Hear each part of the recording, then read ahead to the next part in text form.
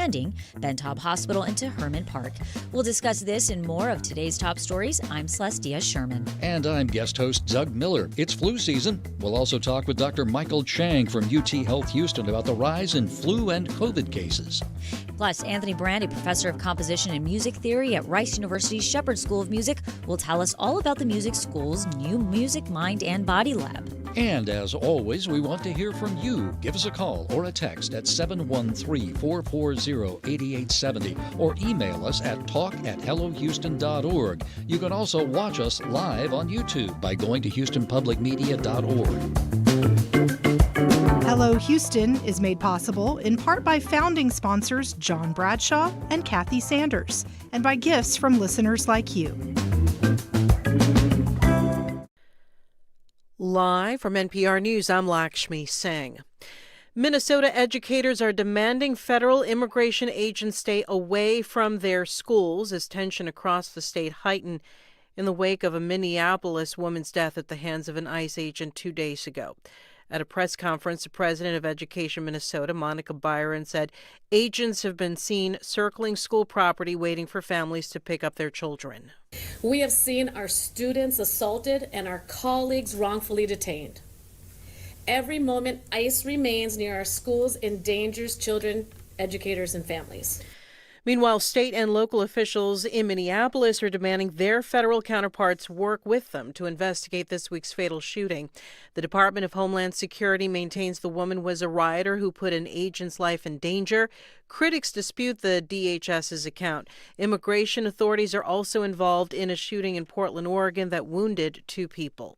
5 Democratic-led states are suing the Trump administration over its move to block funding for low-income families.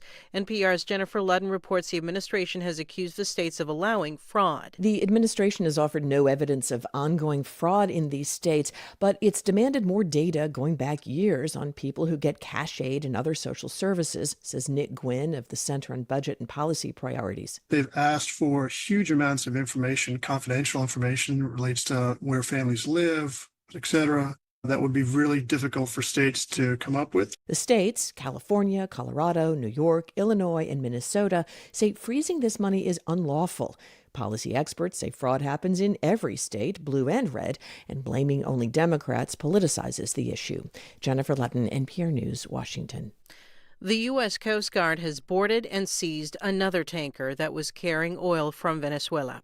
NPR's Greg Myrie reports this is the 3rd U.S. takeover of a ship this week and the 5th in the past month. The Secretary of Homeland Security, Kristi Noem, said U.S. Coast Guard forces boarded the tanker Olena in international waters east of the Caribbean Sea. She said the vessel was on the U.S. list of sanctioned oil tankers that often try to conceal their role in transporting oil from countries that include Venezuela, Russia, and Iran. Noem wrote, quote, "The ghost fleets will not outrun justice. They will not hide under false claims of nationality." U.S. forces began taking control of sanctioned oil tankers a month ago to put pressure on Venezuela's government. And the practice has continued following the ouster of President Nicolas Maduro last Saturday. Greg Myrie, NPR News, Washington. At last check on Wall Street, the Dow Jones Industrial Average is up 275 points, roughly 0.5%, at 49,541. It's NPR News. Live from News 88.7 in Houston, I'm Alexandra Hart. Harris County leaders say they need to see significant private investment before discussing plans to renovate the Astrodome. Our Sarah Gruno says that comes after a recent analysis estimated it would cost $750 million to renovate the historic structure. A planned discussion on the findings of the analysis was scheduled during Commissioners' Court on Thursday. Instead, commissioners took the discussion into executive session and had no action on the item. Representatives of the Astrodome Conservancy are requesting a formal signal from Commissioners' Court that they would be willing to have discussions with private developers about renovating the Astrodome.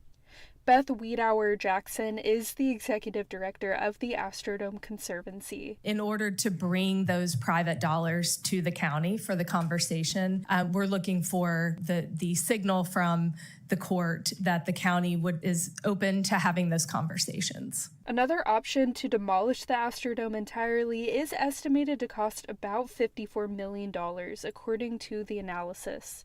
I'm Sarah Grunow, News 88.7. The trial of former Robb Elementary School police officer Adrian Gonzalez resumes today in Corpus Christi. Testimony so far has focused on the location of the gunman before entering the school. Former Robb Elementary teacher Len Deming's classroom was in the same wing where the massacre occurred. I thought I put the kids in the worst place. Explain to the jury what you mean by that. Because he was shooting through the window and the kids were directly across, and I thought I made the worst mistake I had ever made. The trial is expected to last another week. Tens of thousands of runners will hit the streets this weekend for the Houston Marathon. National Weather Service meteorologist Jimmy Fowler says tomorrow's 5K runners will see cooler temperatures with some gusty winds. In the city of Houston area, may see sustained winds around 10 to 15 miles per hour with gusts up to 20 to 25 in the morning. So if you're running towards the north, you may be having a bit of a headwind. There will be numerous road closures beginning early tomorrow morning. I'm Alexandra Hart, News 88.7. Support for NPR comes from NPR stations. Other contributors include Progressive Insurance, home of the Name Your Price tool, so drivers can see coverage options at Progressive.com or 1-800-PROGRESSIVE. Price and coverage match limited by state law. And the listeners who support this NPR station.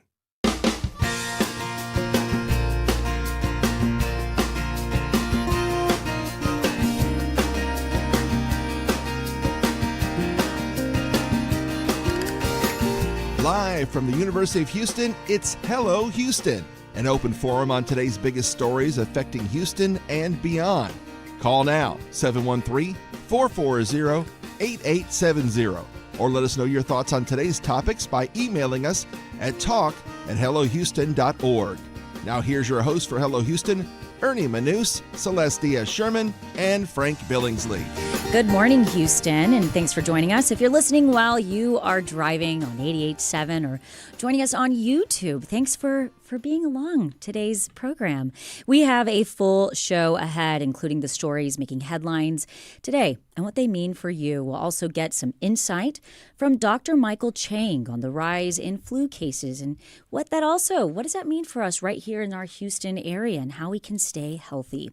Ernie and Frank are off today, but our regular fill-in host is here. Welcome, Doug Miller. Well, it's great to be with you again, Celeste. TGIF. TGIF. Whew, I tell you what, it's been one of those weeks when you come out of break where I think everybody's just ready for the weekend. Right. After Christmas, the weekend can't come fast enough. Exactly. But we're going to jump right into today's topics.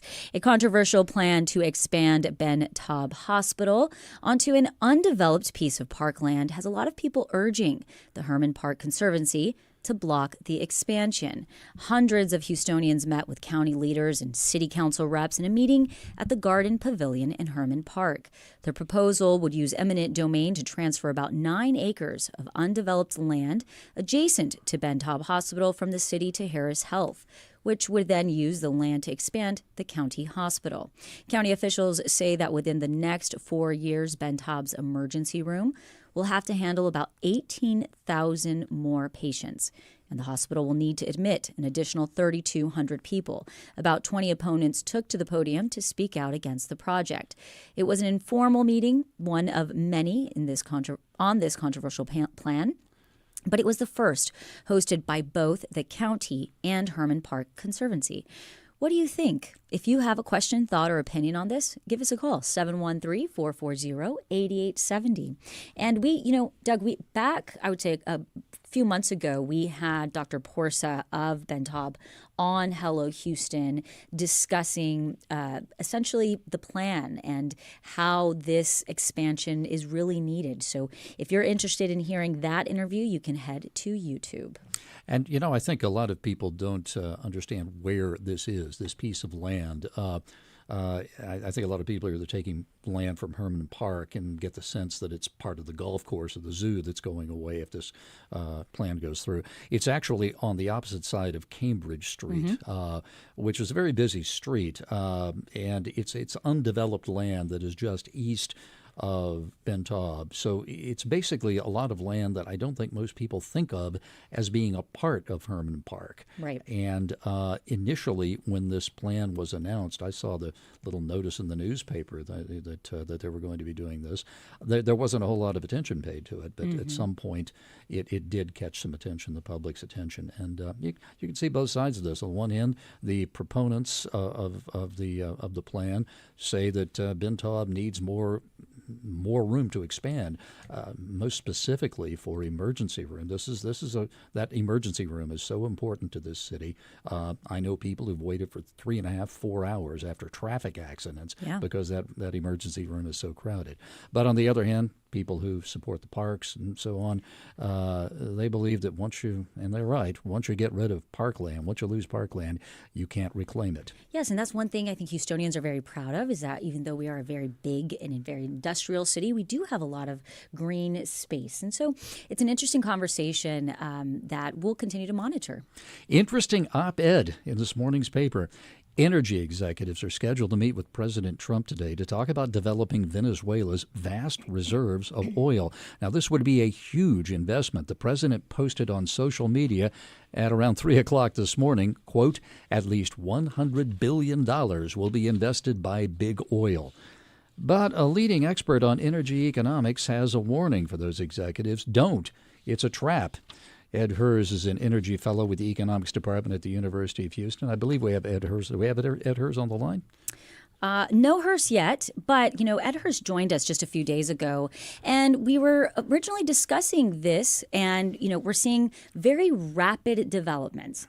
And when, Ed was joining us just this week, I believe, on Monday, actually, he was saying it's going to take a while. It's going to take a very long time for oil and gas companies to be really interested and want a vested interest in Venezuela because of the infrastructure, because everything's kind of been left for many, many years, decades.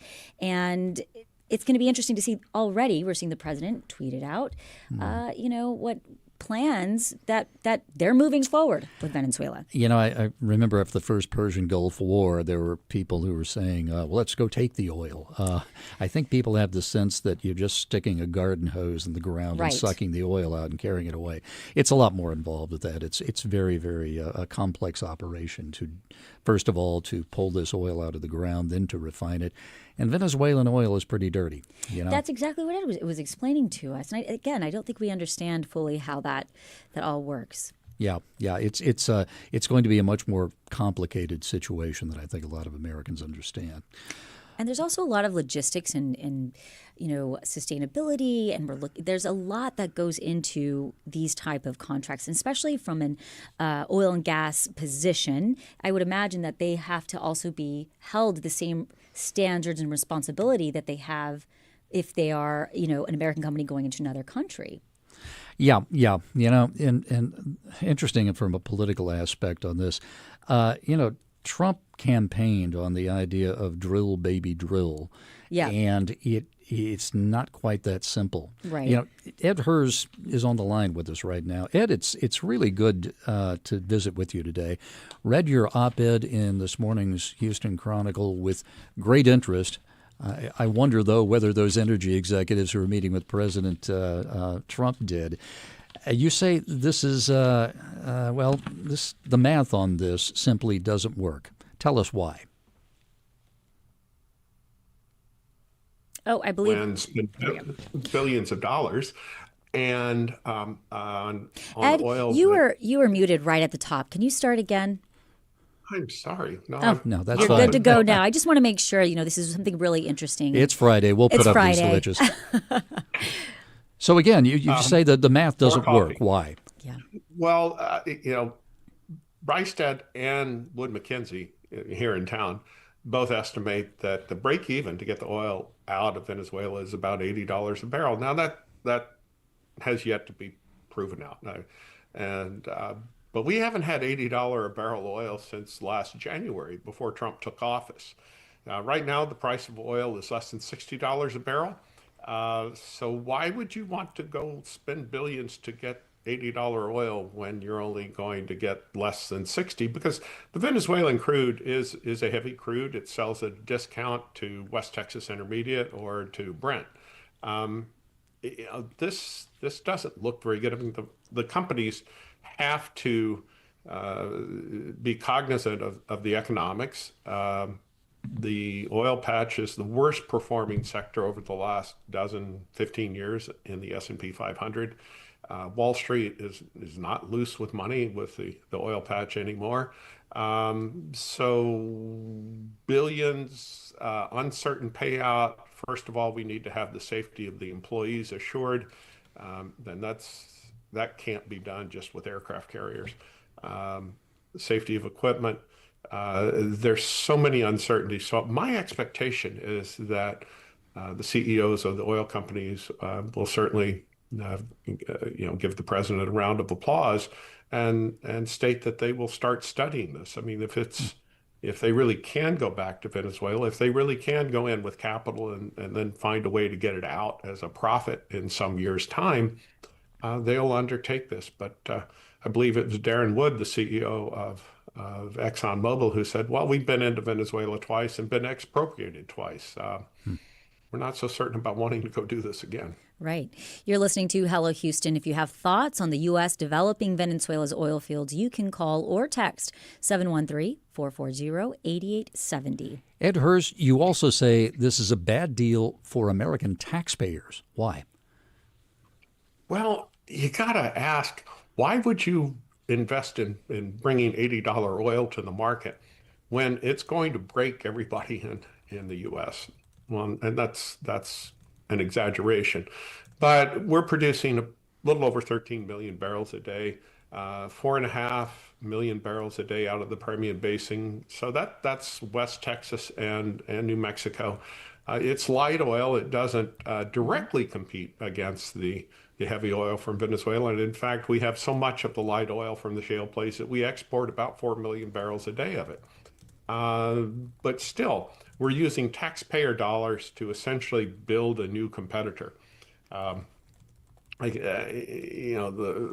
Texas independent oil man is not going to be happy with this. I fully expect that Billy Bob Thornton's going to have something to say about this on the television show Landman shortly. You know, Ed, as Doug mentioned just a few seconds ago, President Trump ran on drill, baby drill. But you're saying, despite his rhetoric, the president has never really been a supporter of our domestic oil industry. How do you reconcile that? Well, drill, baby drill was never going to work. At the end of 2024, the Dallas Federal Reserve Bank Energy Survey, the respondents, 85% of the respondents stated they weren't going to drill for oil if the WTI price was less than $70 a barrel. And it's been less than $70 a barrel pretty much from the first week that Trump took office. His first state visit, was to Saudi Arabia. He met with MBS and he asked for lower oil prices, and he got them. This was a hallmark of his first administration. Even taking the pandemic shutdown out of the average price during the first Trump administration, the price of oil was less during Trump 1.0 than it was during Obama or Biden's administration. So, 40 years ago, Trump would pen what we would call advertorials, basically essays that he would pay for to appear in the New York Times and Wall Street Journal, calling for low oil prices. This has been one of his focuses over his entire career. You know, President Trump has been investing basically the federal government in a number of private industries, which is a curious thing for a Republican president to be doing. I wonder if those executives who are meeting with the president today might also look at those examples and see that, well, there's a nose in the tent argument about all of this. There's an issue there. I mean, socialism by any other name. Yeah. Are we trading one for the other? And part of Drill Baby Drill last spring, Trump and Secretary of Energy Chris Wright talked about investing U.S. money from a newly created U.S. sovereign wealth fund alongside independent oil companies drilling directly in wells. And the independent oil patch, the Independent Producers Association of America, the IPAA, they revolted against them. They said, no, this makes it a ridiculously unlevel playing field. For the lucky few who get this federal money, they're going to be subsidized against those of us who can't. Wall Street was extremely unhappy.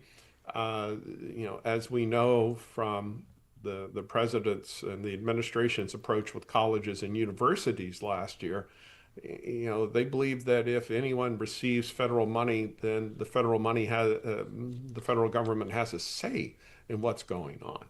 So, I can't imagine that the CEO of Chevron, the CEO of ExxonMobil, the CEO of Hillcorp, is going to be really excited about having essentially a new board member, somebody with a veto card that they can throw down on the table at any given time. So it really seems that these executives who are meeting with President Trump today, they're walking in with some trepidation, would you not say? I think they're going to tell the president they will consider this, they will study it carefully, they will put it into their capital budget evaluation. Keep in mind Exxon, Chevron, Shell, BP, all of these companies have a multi-year, very disciplined approach to the deployment of capital. Where I would expect to see investment going into Venezuela would probably be the private equity-backed oil companies. They are not subject to the scrutiny of the public markets and public shareholders. What do you see as being the future of the Venezuelan oil industry? Well, we don't know. President Trump has removed Maduro as the CEO. It kind of appears and sounds like the Trump administration views this like a Wall Street corporate takeover, as if one company just bought the other one. The entirety of the Maduro regime is still in place. PDVSA's executive management and employees are still in place. Anyone in Houston who's done business with PDVSA knows that it's a corrupt environment. We just had the executives from Citgo released. They were imprisoned by Venezuela for 5 years, 6 years. Kidnappings are the rule of law, ransom, theft. We don't know that Venezuela is going to restore a rule of law, or we don't know if we can trust them. That's the simplest way to put it. And if we don't know that, no one in a fiduciary position is going to advance their shareholders' money to go find out. It's interesting, Ed, though. I have a quick question about Chevron. They are the only major U.S. oil company still operating there in the ground. Does this put them in a unique position, or does this put them in a holding pattern? It puts them in a unique position for sure. They are there. They have production of 130, 150,000 barrels a day. And of course, they have to share production with PDVSA. It's a production sharing approach. The state owns the oil, and that's the way the major oil companies operate in Saudi Arabia, operate in Iraq, operate in other nations across OPEC. The development going forward is going to require more money.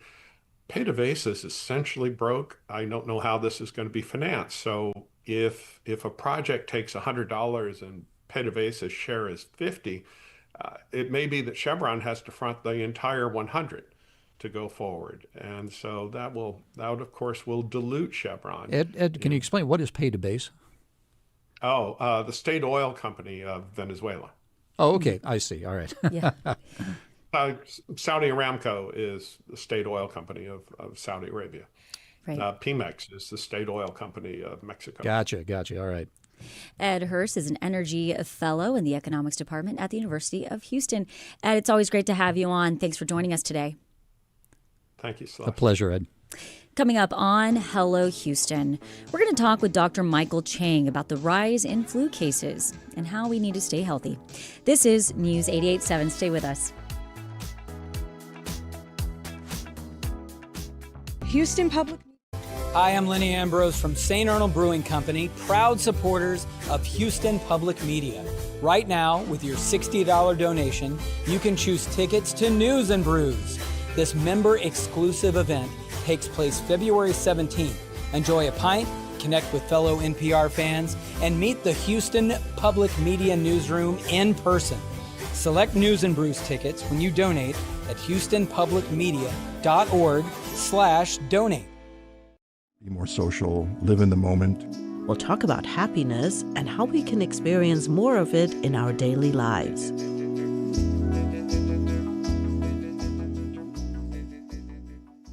When ChatGPT came out a few years ago, many students saw an opportunity. It just writes it for you, and it's really good. You guys should try it. And their teachers could tell. You can pick it out almost instantly. Generative AI crashed the party in education, and schools are still scrambling to adjust. It's gone downhill really quickly. MIT's Teach Lab presents The Homework Machine, a series about K-12 education in the age of artificial intelligence.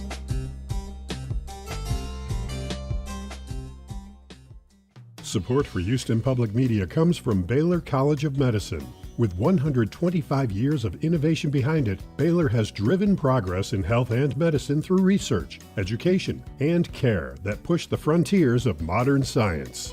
Support for Houston Public Media comes from the Clarion at Brazosport College, presenting the Westerly's Brass Quartet, performing in concert on Friday, January 16th. More information at brazosport.edu/Clarion. Support comes from Rothko Chapel, presenting the 31st MLK birthday observance. We Got Us, Health and Care Beyond Capitalism, on January 15th at 6:30 p.m. More information at rothkochapel.org.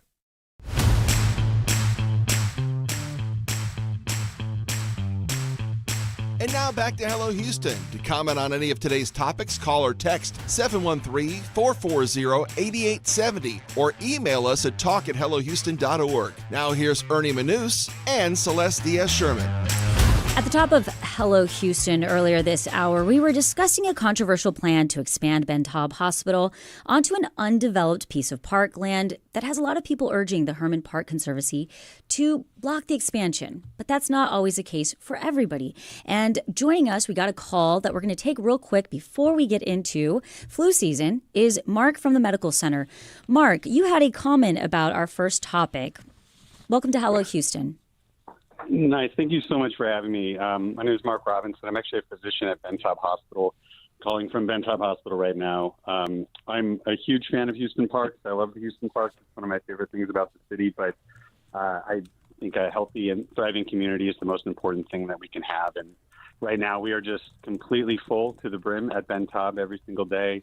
Earlier this week, we had 70 admitted patients, meaning they were admitted to the hospital, but they were sitting in the emergency department without a bed in the hospital, so many in the hallways, some admitted in chairs, and so we desperately need these beds. Thank you, Mark. So, Mark, let me ask you a question. You're there at Ben Taub. I take it you favor, this piece of land right adjacent to the park. So what more do you think Ben Taub could do with this piece of land? Yeah, so, I walk through this piece of land several times a week, so I spend quite a bit of time on it. And, right now it really is just an undeveloped field, and it's been that way for decades. We really need the beds and the tower, and I think that there's some really great things that Harris Health is actually considering for it, that healing gardens, maybe some parking options for the park as well. I think there's a lot that we could do for both the community and the medical center. But I think we really need this tower. We really need these beds in order to keep the medical center available for all Houstonians, especially those without insurance who are underinsured as well. Yes. Thank you, Mark. Again, Mark from the Medical Center, who's calling us from Ben Taub about our earlier topic about the expansion of the Ben Taub Hospital into Herman Park. But moving along into another health topic, the flu is on the rise across the country, including here in Houston, with hospitalizations and infections climbing higher than we've seen in the past few years. And to help us understand what's driving the increase and what families should know, we're joined by Dr. Michael Chang, a pediatric infectious disease physician at UTHealth Houston. Dr. Chang, welcome back to Hello Houston. Thank you for having me back. And if you have a question for Dr. Chang or a comment, you can call or text 713-440-8870. So, Dr. Chang, Stat News, which I'm sure you're familiar with, is a very respected trade publication, in effect, a source of public health news, has reported that Australia's 2025 flu season lasted weeks longer than it normally does. Hong Kong's hit so early that the rollout of the seasonal flu shots hadn't started yet. New York has reported record-breaking flu hospitalizations for the past couple of weeks, and they're blaming this on something called subclade K. What is subclade K? Yeah, thank you for asking that question. So I'm sure many of your audience have already heard about subclade K. So what it is it's a new variant of seasonal flu strain. So every year we have a couple of flu strains that circulate. Kind of the big picture umbrella are that we have a H1N1 flu A and a H3N2 flu A. And so these are designations we use to track the epidemiology of flu. And so what every year happens is there's a little bit of drift in these variants, but we usually pick them up with time to kind of develop the vaccine for the next year and provide kind of the optimal protection that we can. But what happened this year is this new subclade K variant, which is still an H3N2, and it's still derived from the seasonal H3N2 that we usually see. It's just slightly changed now. And unfortunately, the rise in this variant happened after the seasonal flu vaccine formulations were already determined. And so I think what we're seeing is a combination of a slightly different variant that is circulating a little bit faster and has spread more quickly. And that the vaccine that we developed isn't quite as effective as we were hoping. So those two combinations together is what is leading to probably longer flu seasons in different regions of the world, more severe flu seasons in our own country and in our region. I want to add in that decreasing vaccine rates for influenza and seasonal influenza are probably contributing to this as well. Even though the seasonal vaccine isn't exactly perfectly matched with this new variant, it does still seem to provide protection against needing to see the doctor for your flu or protecting against severe flu illness. Dr. Chang, it's interesting that you mentioned the influenza vaccine because the CDC reports about 42% Americans, adults and children, have gotten the flu vaccine. And that seems like an awfully low number. Is this low? And if so, why do you think so few people have been vaccinated this season? Yeah, I think there's a couple of factors that drive that. To answer your first question, yes, it is low. Generally, by this time each year, about 50% of people have had the flu vaccine, maybe a little bit more than that. One problem with flu vaccine is that uptake is usually low historically, so we never really reach above mid 60% vaccine uptake. But this year is unusually low, and I think there's a couple of reasons to that. Number one is I think there's a lot of uncertainty around vaccines due to messaging from both the federal level, state level, local, and then there's a lot of attention paid to this new variant. I think there are some families who already encountered the flu this year, even before kind of this uptick in cases. And so a lot of families are like, you know what, we already had the flu, we were already exposed to the flu, why bother getting vaccinated now? I'm trying to get a sense of just how dangerous this year's flu is, this subclade K. I've seen references to it as a super flu, but then I'm seeing references saying that that's kind of a misnomer. So is subclade K more dangerous than the flu that we typically deal with every year? Yeah, great question. And I think this is where kind of like how these types of topics and health topics are reported is really important, right? So for the perspective of how the flu spreads, subclade K, this variant does seem to spread quite efficiently. And so in that regards, yes, it does seem to be a little bit more like quote unquote super with respect to previous flus or the previous strains. So it does seem to spread efficiently. But as far as symptoms are concerned, we're not seeing necessarily more severe flu disease from this subclade K. Now, the problem is if more people have it and more people are getting the flu, then you're going to uncover a larger proportion of people who are at risk for developing severe flu. Mm-hmm. So just if you increase the number of cases, you're going to have more severe cases. And so I think that's part of the problem. In summary, it's not necessarily worse from a symptoms perspective, and it's not necessarily going to increase your risk of severe flu, but because we are seeing more cases, we're seeing more severe cases. And does it pose a more significant threat to certain populations, say older people, infants, and so on? Yeah, exactly. So seasonal flu, that's always been the case. There are certain populations that are especially high risk for severe flu. Certainly infants less than 1 year of age are at high risk for severe flu. Adults older than 60 to 65 years of age are at risk of severe flu. Patients with underlying lung disease like COPD or asthma are at increased risk for severe flu.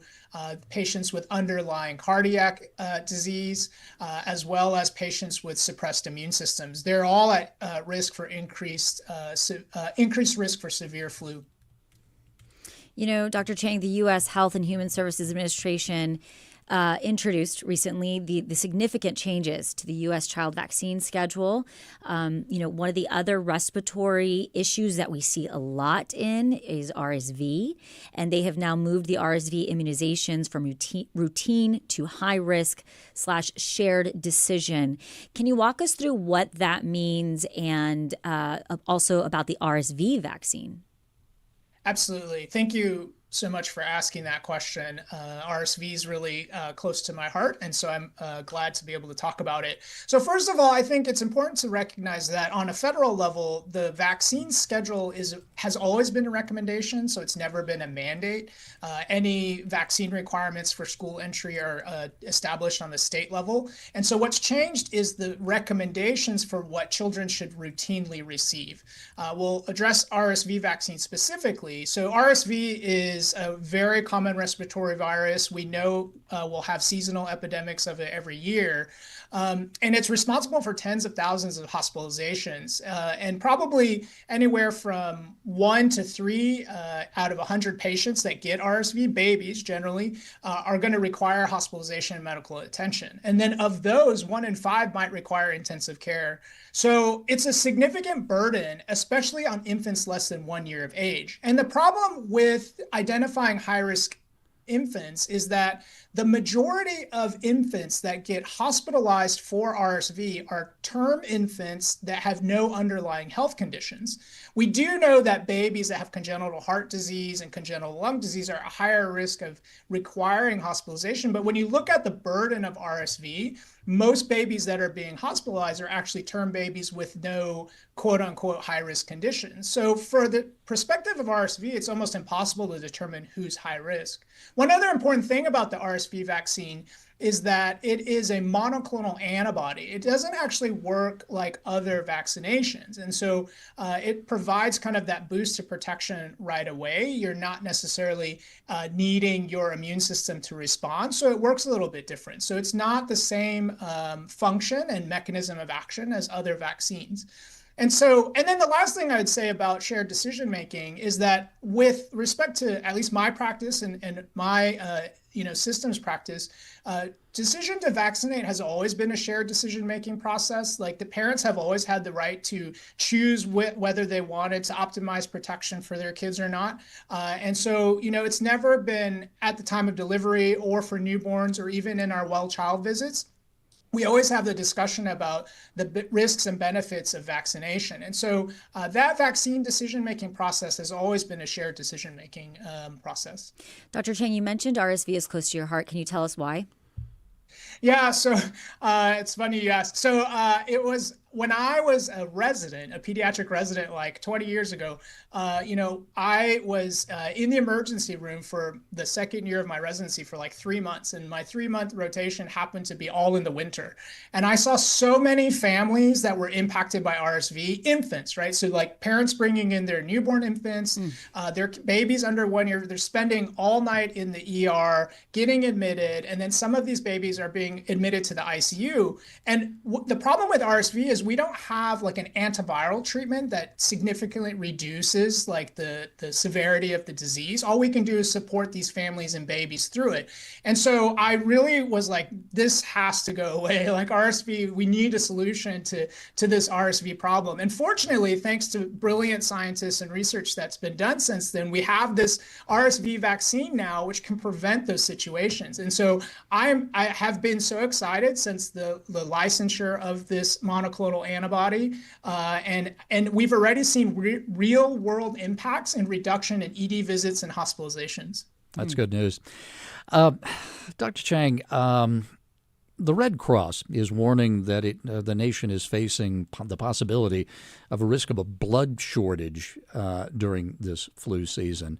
Now, I don't know if that's somehow related to the growing number of flu cases, but it does seem that flu outbreaks have a ripple effect on public health. Is that not the case? No, absolutely. So imagine that you have a limited number of resources, right, that we can allocate to healthcare.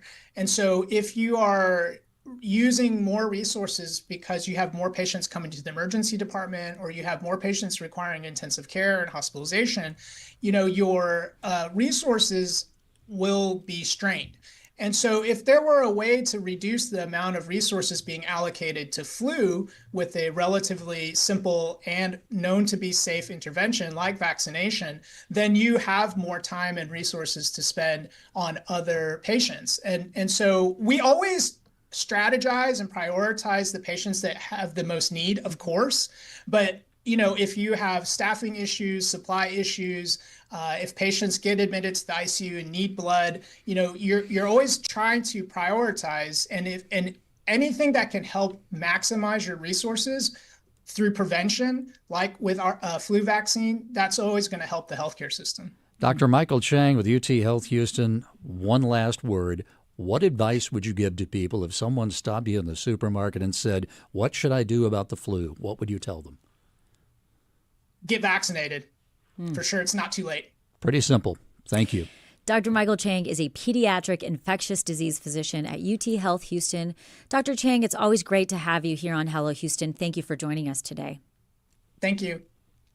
Coming up, we're going to take a look at the Music, Mind, and Body Lab at University's Shepherd School of Music. But before we go to break, we have been getting quite a few comments and calls regarding the Ben Taub expansion. And this is something that we know is extremely close to Houstonians' hearts because it's health and parks. And this is a really hard, I think, topic or issue that we're having within our city. And we received a YouTube comment that said, instead of expanding, why don't we make the other for-profit hospitals start taking care of patients without insurance? They should have to help the public as well, the people that live in the area, and they're worried about even more flooding once they remove the grassland, which can absorb water. That's the problem with the concrete jungle, even more flooding. So, I think people are also thinking infrastructure. How is this going to affect, our Houston infrastructure, especially in areas that we know flood? So many public policy matters. There's what is clearly right and what is clearly wrong. In this case, you can see both sides of the argument. Exactly. You really can. And another YouTube comment, Nicole Joe says, the plan Herman Park has for the land looks like a good use to me. But as it currently stands, it's not really a pleasant park. We also received another comment from Wine Goddess Texas says, I understand the need for more space at Ben Taub, but taking land by eminent domain donated for a specific purpose by the Herman family is just wrong. They should have spoken to the family first. And one last one real quick. How does Ben Taub plan to staff the new tower? Level 1 trauma centers in Houston have been understaffed for years, despite near desperate attempts to hire qualified physicians and nurses. So again, like you mentioned, Doug, I think that, when we are looking at public policy, it is very difficult with this specific issue. And that last comment there, clearly someone I would think is involved in the public health industry. We've got so many people in the Houston area. The largest medical center in the world is Yes. right here in our city. So many people in our city work in that industry. So it's a flashpoint issue for many people. Absolutely. And we also know that we've heard from multiple times, I've received emails. We hear what Houstonians have to say. And, we had one caller when we were discussing this who said, Ben Taub Hospital saved my daughter's life. And it was, they couldn't identify her. It was a very traumatic car accident, and they took her to Ben Taub, and the service that she received there was incredible. And so, I remember many years ago there was a police officer who was shot in the head at a police substation over in the Third Ward area. He was raced to Ben Taub Hospital, and within minutes of the gunshot wound, he was undergoing surgery at Ben Taub. They saved his life. He was in a coma for a few days. Danny Vaughn was his name. People may remember that. He survived, and it was the closest thing that you could have to an emergency medicine miracle. And that's the sort of thing that we have over there at Ben Taub. It's quite an asset, but then again, our parks are an asset as well. And we want to hear what you have to say and what you think, Houston. And we're going to go to Chris from Cypress. Chris, welcome to Hello Houston. What is your comment or question? Hi, thank you for taking my call. One of my comments was they may want to think about actually picking a different site, maybe even having like a satellite. I'm old enough to remember Allison and they had flooding in that area. And definitely once you start tampering with the landscape and altering it, that's going to send water somebody else's way. You raise a good point that there is possibly a need for a level 1 trauma center in other parts of the city, and that scattering these assets out might be a helpful thing. Interesting point. Yes. And again, thank you for joining us on Hello Houston. Coming up, a look at the Music, Mind, and Body Lab at Rice University's Shepherd School of Music. Stay with us as Hello Houston continues.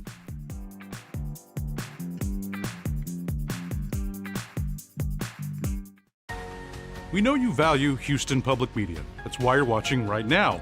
So take the next step and become a new member of the station you rely on. Every gift makes a difference. And what matters most right now is supporting the station that brings you the news and information you rely on. It only takes a minute to make a big difference. So join as a new member today at houstonpublicmedia.org/donate or call 800-364-8300.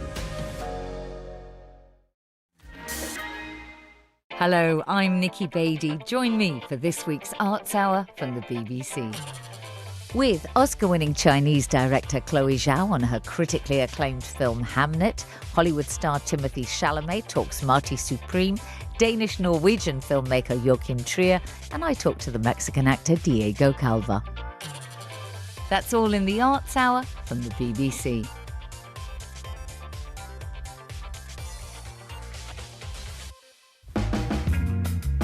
In the face of economic uncertainty, of which we have a plethora, some business owners are rethinking their priorities. If you want to lead a life that, you're working 60 hours a week just for the sake of grow, more power to you, but I'm not interested in that. I'm Kyle Rizdal. How about a little work-life balance here, huh? That's next time on Marketplace.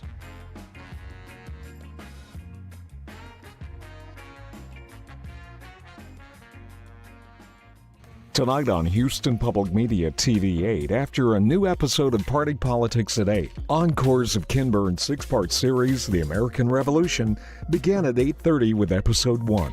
Tonight on TV 8 or stream on the PBS app. Support comes from the Women's Institute of Houston, offering adult, lifelong learning classes on topics including arts, languages, history, world affairs, and more. Winter registration is open at wih.org.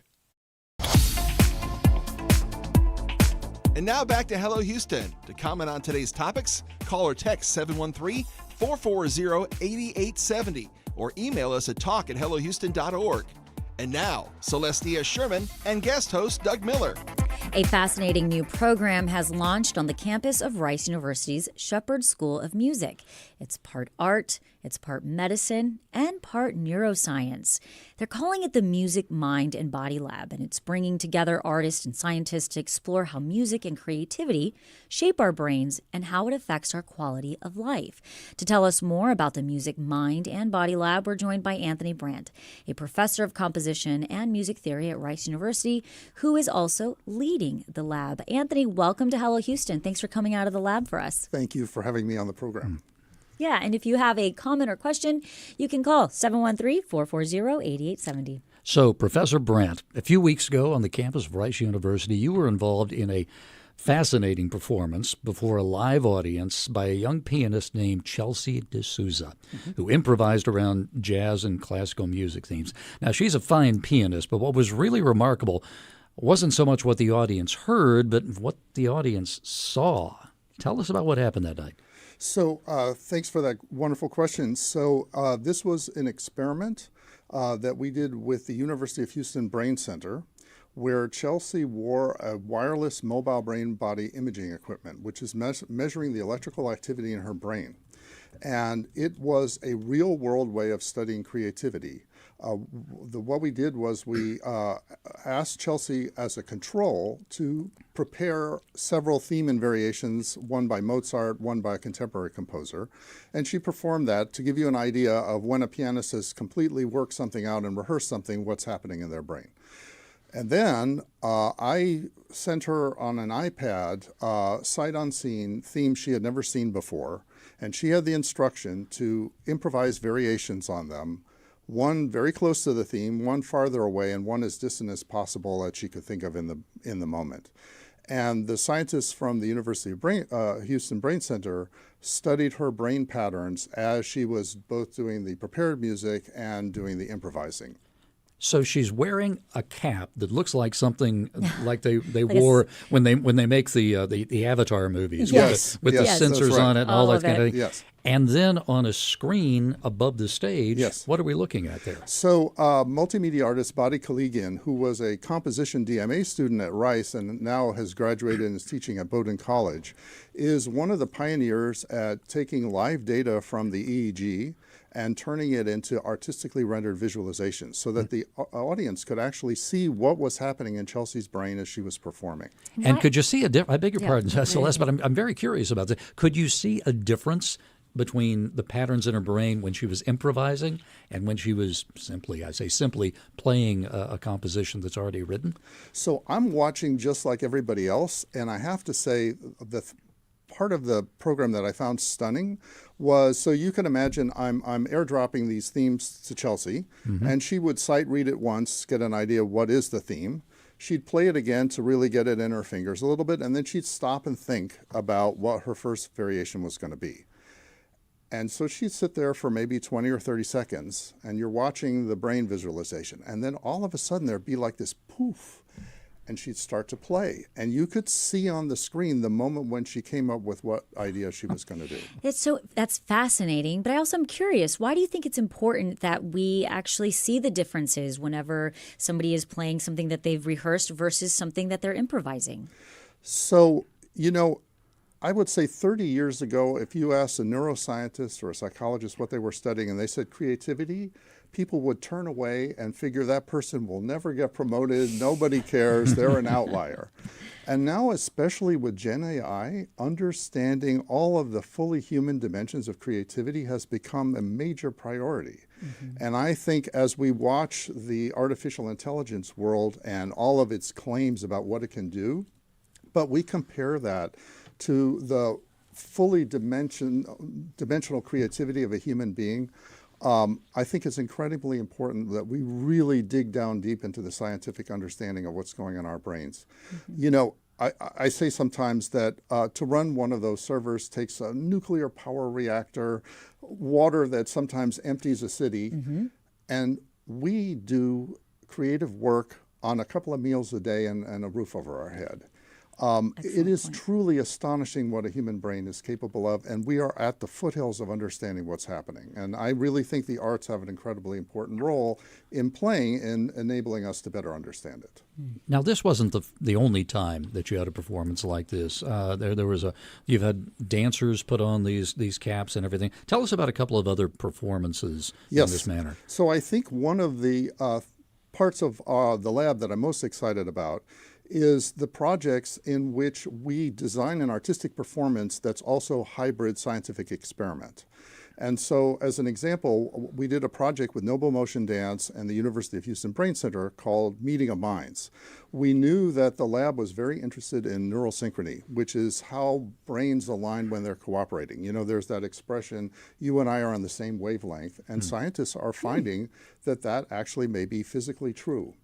Wow. And in fact, Dr. Contreras-Vidal at the Brain Center says that neural synchrony is essentially two people imagining the same near future. And it's such a beautiful way of thinking about cooperation.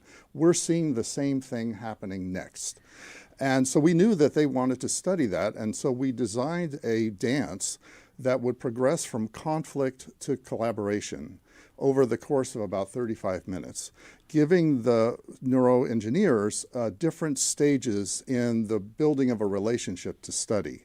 And we ended up doing that at the United Nations AI for Good Summit in Geneva. It won the Chamber of Music America 2025 Interdisciplinary Collaboration of the Year Award. It was such an exciting melding of art and science, and you mentioned the visualizations. So Body created what we called a brain synchrony meter. So it was up on the projection screen, and the brighter it glowed, the greater the neural collaboration between the two dancers. And so in the course of the dance, you could see it go from little speckles, very kind of misty cloud, to all of a sudden incredibly bright at the end when they really come together. That's so interesting. Now, I'm curious, you're talking about dancers, and we have had quite a few jazz musicians on our show, and they talk about how many times some of the best are very classically trained in, classical music, but a lot of part of jazz is improvisation. So how does that work within musicians? Have y'all studied that at all? So our next project, which we are premiering in a couple of weeks at the Match, is one specifically designed to study creativity in both musician and dancers' brains. So you've asked the perfect question.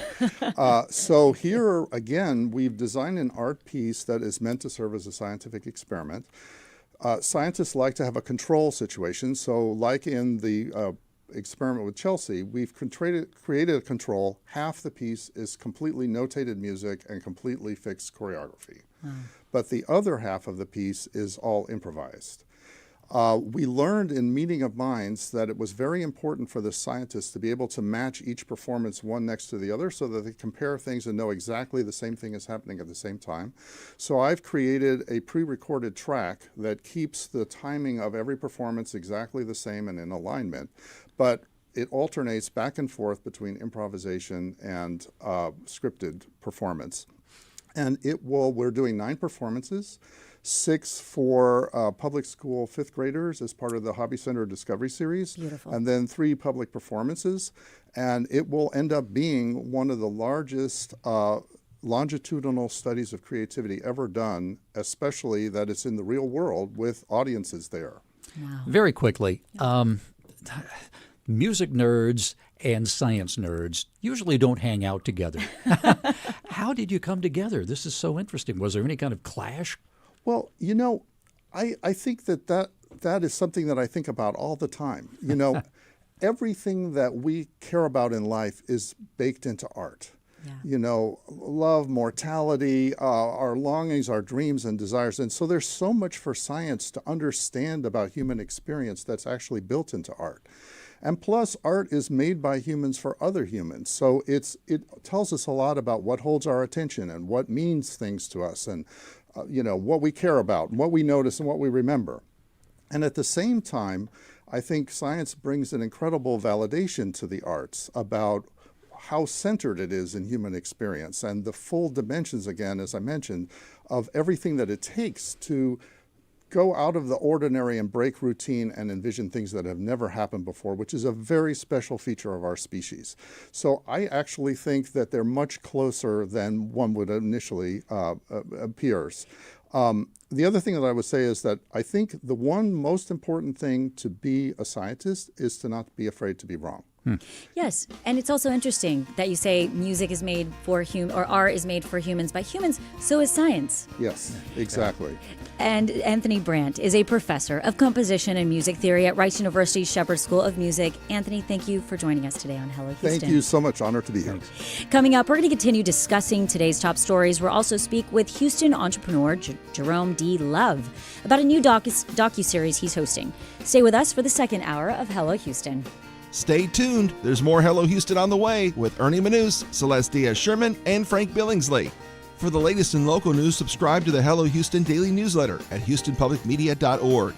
Hello Houston is a production of Houston Public Media. The opinions expressed by the guests of this program are solely their own and do not represent the views of management, staff, or underwriters of Houston Public Media. This is News 88.7. Support comes from the Dan L. Duncan Comprehensive Cancer Center at Baylor St. Luke's Medical Center, offering comprehensive cancer care that is compassionate, personalized, and driven by clinical research. More at stlukeshealth.org/cancer. 76 degrees and overcast at the University of Houston. I'm Tiffany Taylor. 70% chance of showers through tonight, looking at highs in the upper 70s. Cooler weather this weekend with highs in the 50s. This is your NPR station, KUHF Houston News 88.7, a service of the University of Houston. It's 12 o'clock.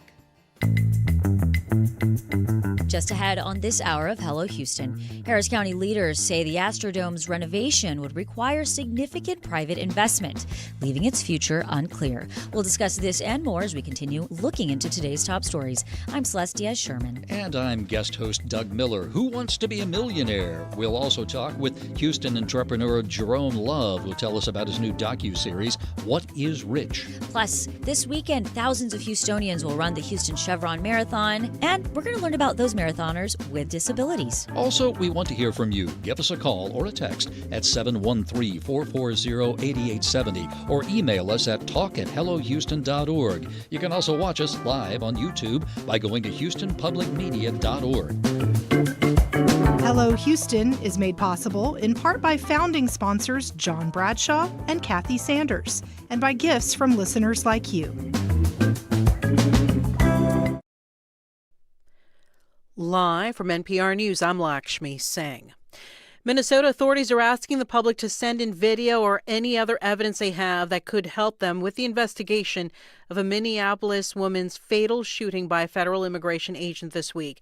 Here's State Attorney General Keith Ellison. She died trying to be a legal assistant to legal observer to look out for the interests of the most vulnerable members of our community. The administration says the agent who shot Renee Good acted in self-defense. Federal agents are also under scrutiny over a shooting in Portland, Oregon that injured 2 people. It touched off protests outside an ICE facility last night. The Trump administration maintains agents are authorized to act if they are threatened while attempting to enforce immigration law. The newest Labor Department numbers show U.S. hiring in December cooled further and brought to a close the slowest year of job growth since the onset of the pandemic. Employers added 50,000 jobs, falling short of the widely projected 70,000. As recent polls suggest growing disapproval with President Trump's handling of the economy, they also indicate strong support for his military action in Venezuela among Republicans. At the same time, according to a Reuters Ipsos poll, a majority of those surveyed are concerned the U.S. will become too involved in Venezuela. Here's Trump speaking to Fox News' Sean Hannity. It's going to take a while to do. We have to rebuild the country. They couldn't have an election. They wouldn't even know how to have an election right now. The country's become third world, and they wouldn't know how to have an election right now. We're going to rebuild the oil and the oil infrastructure. We'll be in charge of it. And make a lot of money, President Trump adds. The president told the New York Times this week the only thing that constrains him on foreign policy is his morality and mind. A new NPR Ipsos poll finds that most Americans want the U.S. to be the moral leader in the world, but far fewer think it is. NPR's Frank Langfitt has details. Just over 60% think the U.S. should be the world's moral leader, according to the poll, but 45% say it isn't. Sarah Bowling is a Democrat who lives in Little Rock. She says the U.S. attack on Venezuela is a good example. It's not about anything that has to do with the betterment of the people in Venezuela. It's solely due to taking over the resources in that land, and that is not moral to me in my world. By contrast, more than 60% of Republicans say the U.S. is the world's moral leader and that it should not hesitate to use its military power. Frank Langfitt, NPR News. U.S. stocks are trading higher this hour. The Dow Jones Industrial Average is now up 200 points at 49,465. This is NPR News. Live from News 88.7 in Houston, I'm Alexandra Hart. Hundreds of Houston residents gathered last night to protest the killing of a woman in Minneapolis by a federal immigration officer. No justice, no peace! No justice, no peace! Demonstrators marched near the Galleria where more than a dozen Houston police officers looked on. Meanwhile, across town, city and state officials held a prayer vigil to mark the killing of Renee Nicole Good. Here's Houston State Senator Carol Alvarado, a Democrat. America, wake up. Despiértate. Is this what we asked for? Is this what you voted for? Hell no. More protests are planned in the Houston area this weekend, including one this evening organized by FIEL Houston. Governor Greg Abbott highlighted his longtime support for Texas law enforcement at a Houston event, marking his endorsement for re-election by the Texas Municipal Police Association. The organization represents over 30,000 officers across the state. Abbott stressed his recent policy accomplishments, but also named future priorities. I want to ensure that we weld shut the revolving door of easy bail for dangerous criminals. I want to hold rogue district attorneys accountable by establishing a statewide prosecutor. I want to keep dangerous criminals behind bars and protect sensitive information in law enforcement officers' personnel files from disclosure that could expose those officers to danger. Abbott also highlighted his ramped-up enforcement of immigration laws. He made no comment on the ICE-involved shooting in Minneapolis, though he did refer to the city as one of several facing the consequences of efforts to cut law enforcement funding. Rodeo Houston has announced the lineup for this year's concerts. News 88.7's Matt Harrop has a rundown.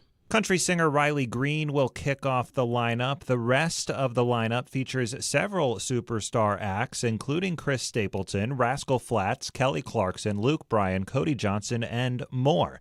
The rodeo starts March 2nd and will run through the 22nd. The barbecue contest, though, starts at the end of next month. You can see the whole lineup on our website, houstonpublicmedia.org. I'm Alexandra Hart, News 88.7. Support for NPR comes from NPR stations. Other contributors include the Robert Wood Johnson Foundation. RWJF is a national philanthropy working toward a future where health is no longer a privilege but a right. Learn more at rwjf.org.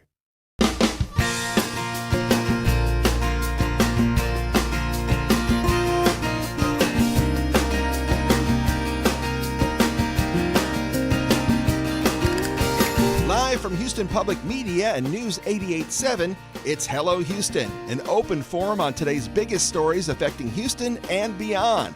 Call now, 713-440-8870, or let us know your thoughts on today's topics by emailing us at talk@hellohouston.org. And now, Hello Houston with Ernie Manous, Celeste Díaz Schurman, and Frank Billingsley.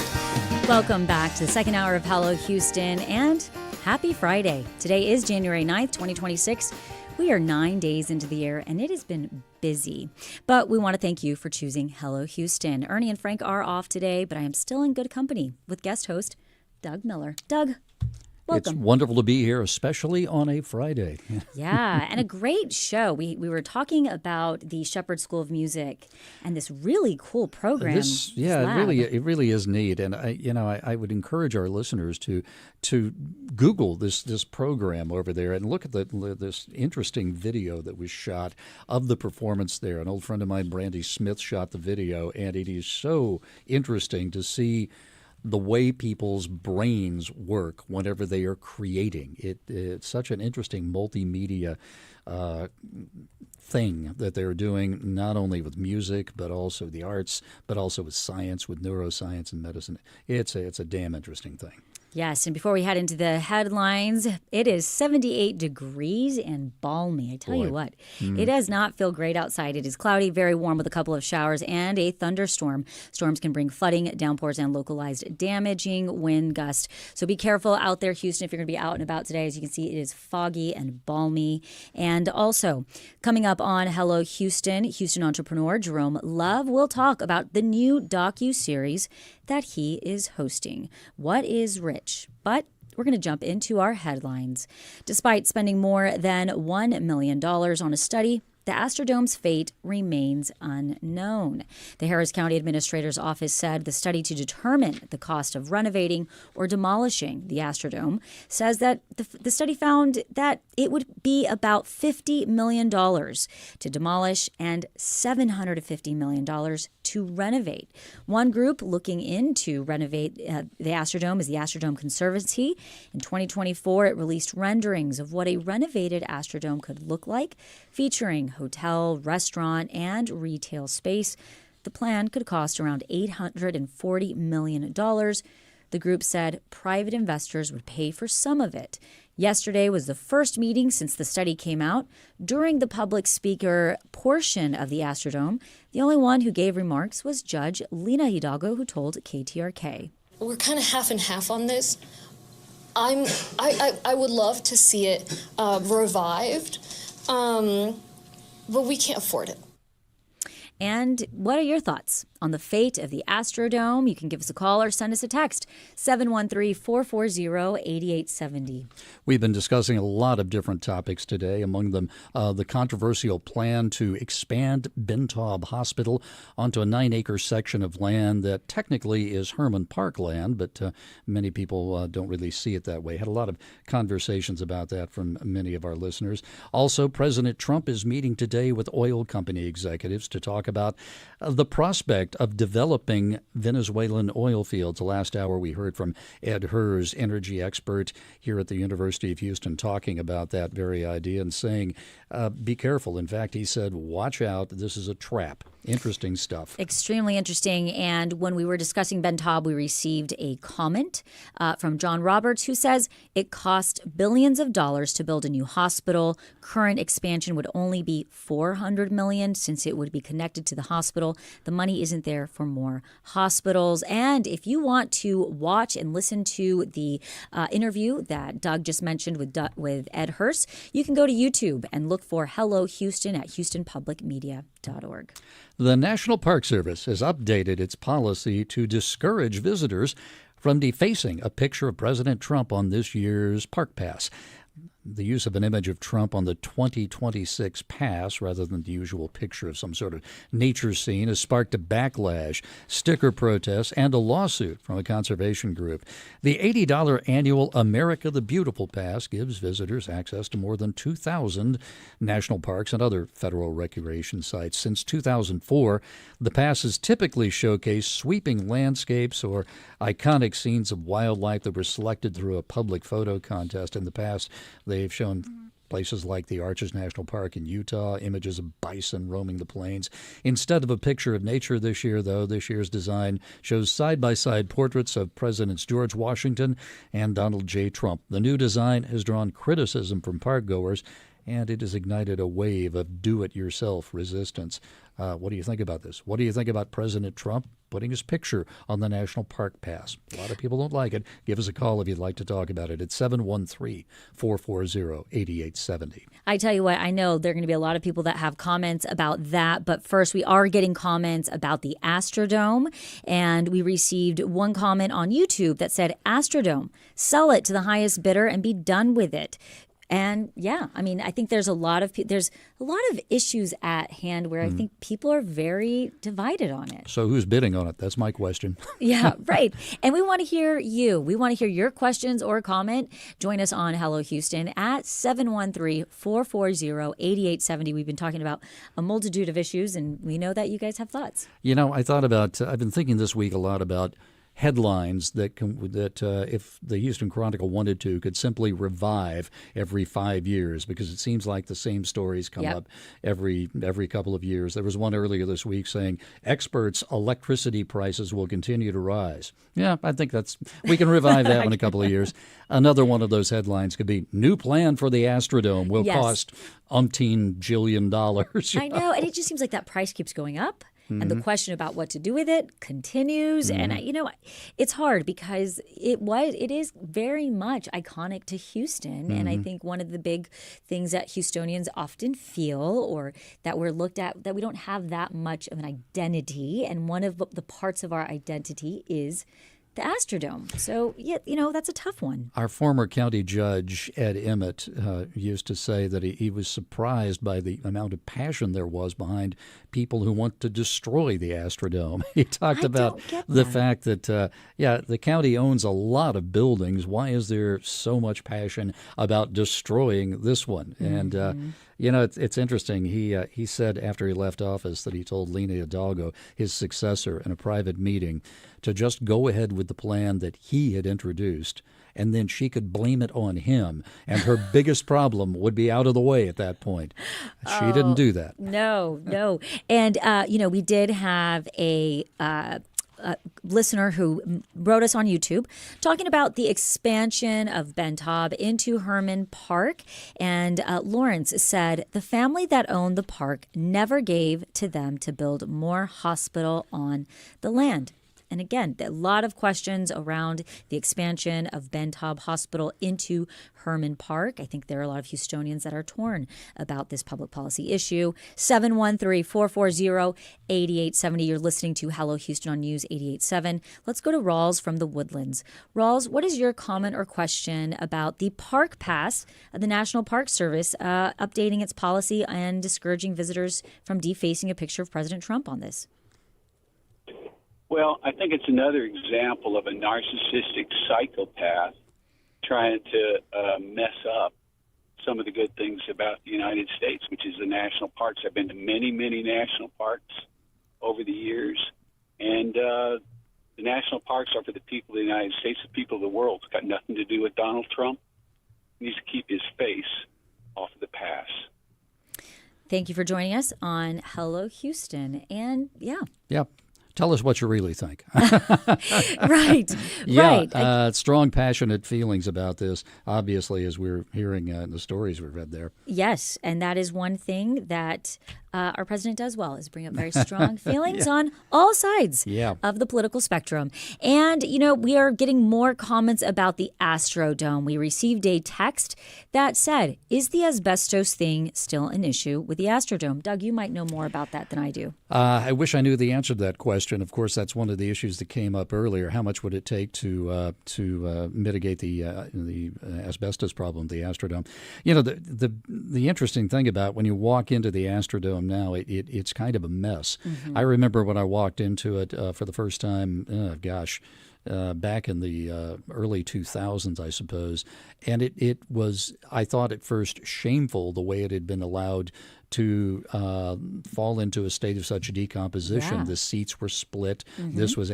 But the problem is, of course, to maintain those seats, to maintain it as it was also would have cost a lot of money. I mean, clearly, if you're going to reopen the Astrodome, even as a sports stadium, you're going to put new seats into it. Mm-hmm. So even keeping it in service is costing money, which is part of the reason so many people are talking about tearing it down. Right. And another comment from YouTube says, give the Astrodome complex to Texas Medical Center and build a new NRG elsewhere. A lot of opinions and comments, and we love them. Keep them coming. You're listening to Hello Houston. Let's go to Joyce from Clear Lake. Joyce, welcome to Hello Houston. What is your comment or question? My comment is that I, for years, felt like the Astrodome could be turned into a winter sports complex that could be open year-round in Houston with downhill skiing and ice skating and tubing. It's a large open building, something like that. Lots of people like to ski, but we don't get to Colorado or Utah often. Well, it sounds cool. It'd be nice to have a snowball fight inside the Astrodome, but how much do you think that would cost? Oh, just just a few billion. There's the rub. I always tell people, I used to say that when I was a reporter here in Houston, someone would come up with a plan to do something with the Astrodome. I'd say, great, when you figure out how to pay for it, give me a call. But I There's actually the rub. Joyce, that's a great idea. I had not thought about that. And I think that, Houston, there's always some type of grumblings and rumors and whispers around a hockey team. That could essentially maybe boost the idea and interest in hockey here in Houston. I know Craig Cohen, our host on Houston Matters, would be very excited about that. Well, and also, you recall years ago, there was talk about building a soccer stadium, and a lot of people are saying, why not just put the soccer team in the Astrodome? Yeah. Clearly, the money didn't work out on that.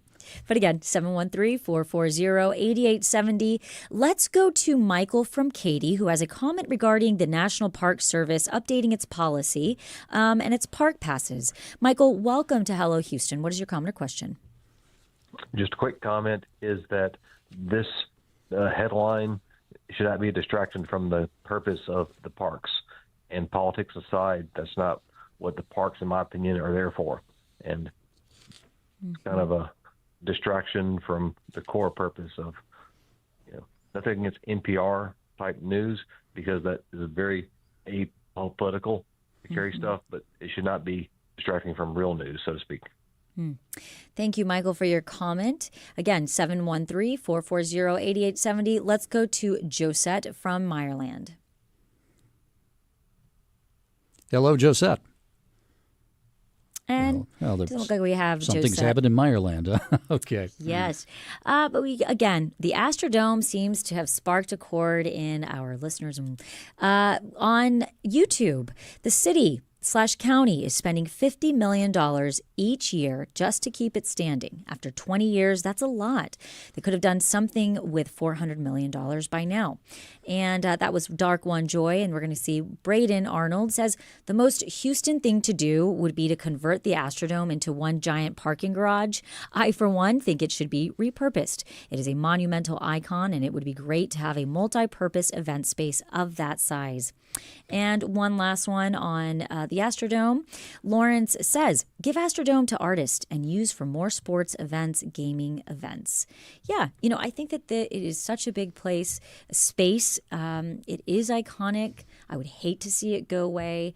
I would love to see it serve Houstonians again. It's interesting. Our former county judge, Ed Emmett, who I mentioned a few minutes ago, called a news conference there at some point a few years ago and said we thought he was going to announce a new plan for the Astrodome. But in effect, he announced a new way of thinking about the Astrodome, saying we need to stop thinking about making money off of it, that it's basically a park. People say, can we make some money turning it into a casino, whatever? He said, think of it like a park, and maybe we can figure out a way to use it as some sort of indoor park space. Use it as some sort of indoor public use facility.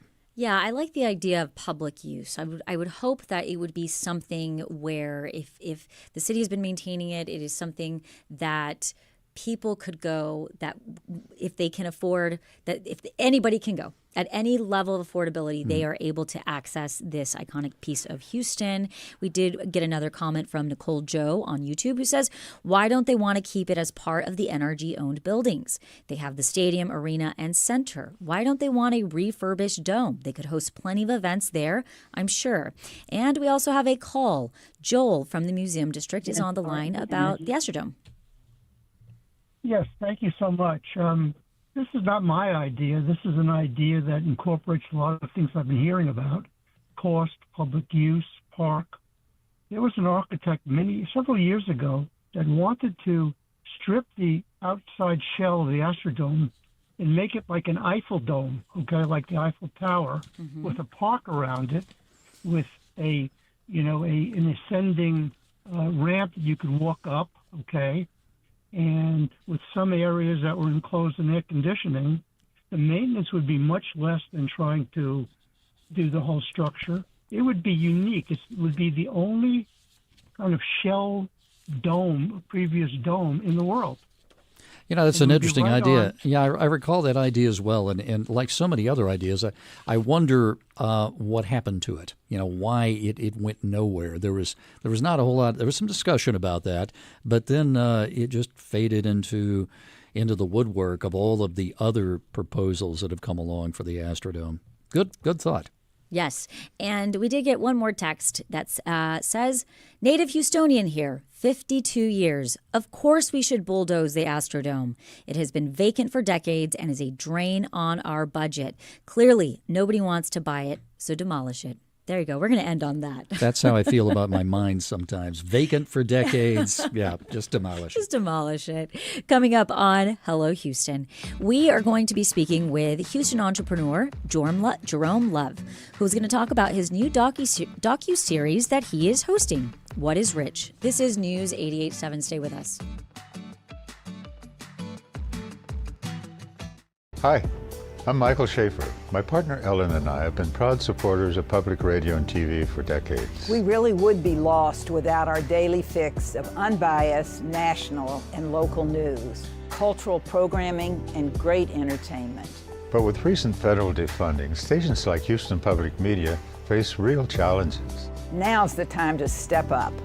Give now at houstonpublicmedia.org. Thank you. 887. The CEO behind the Taser promises a weapon that takes people down. We hit them with the Taser and boom, down they would go. But people weren't just going down. My kid got tased and went into cardiac arrest. I had no idea that was even possible. A disconnect between the promise and the reality of the Taser on the next Reveal.